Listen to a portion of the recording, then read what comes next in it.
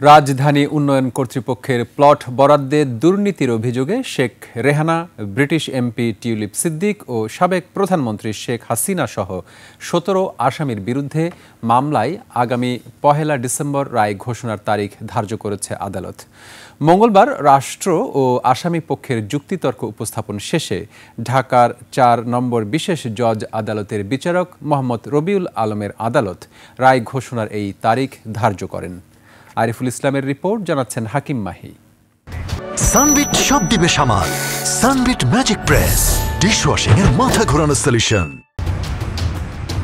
পূর্বাচলে plot বরাদ্দে দুর্নীতির অভিযোগে দায়ের করা আলাদা ৬ মামলার এক মামলায় সাবেক প্রধানমন্ত্রী শেখ হাসিনা, তার বোন Sheikh Rehana, British MP tulip Siddiqui সহ ১৭ আসামির বিরুদ্ধে আগামী ১ ডিসেম্বর রায় ঘোষণার তারিখ নির্ধারণ করেছে আদালত। মঙ্গলবার রাষ্ট্র আসামি পক্ষের যুক্তিতর্ক উপস্থাপন শেষে ঢাকার ৪ নম্বর বিশেষ জজ আদালতের বিচারক রায় ঘোষণার দিন ধার্য করেন। দুদকের প্রসিকিউটর এ তথ্য নিশ্চিত করে জানিয়েছেন, আসামিদের সর্বোচ্চ শাস্তি চাওয়া হয়েছে, যেখানে সর্বোচ্চ যাবজ্জীবন কারাদণ্ড। দরখাস্ত করার কথা ছিল রাজুক বরাবরে, কর্তৃপক্ষের বরাবরে, কিন্তু তারা সেই দরখাস্ত সরাসরি তার বোনের কাছে করছে, যেটা তার এখতিয়ারের বাইরে। এটা রাজুকের এখতিয়ার।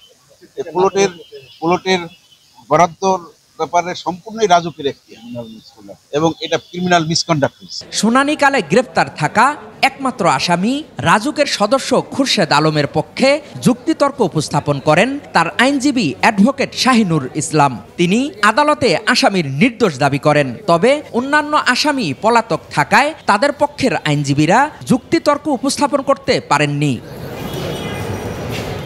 গত ২৩ নভেম্বর এ মামলার সাক্ষ্য গ্রহণ শেষ করে আদালত, আর গত ৩১ জুলাই এ মামলাগুলোর অভিযোগ গঠন করা হয়।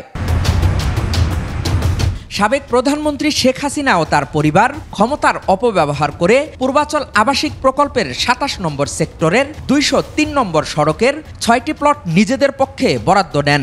দীর্ঘ শুনানি, সাক্ষ্য গ্রহণ ও যুক্তিতর্ক শেষে এখন আলোচিত এসব মামলার রায় ২৭ নভেম্বর। হাকিম মাহি, ২১ টেলিভিশন, ঢাকা।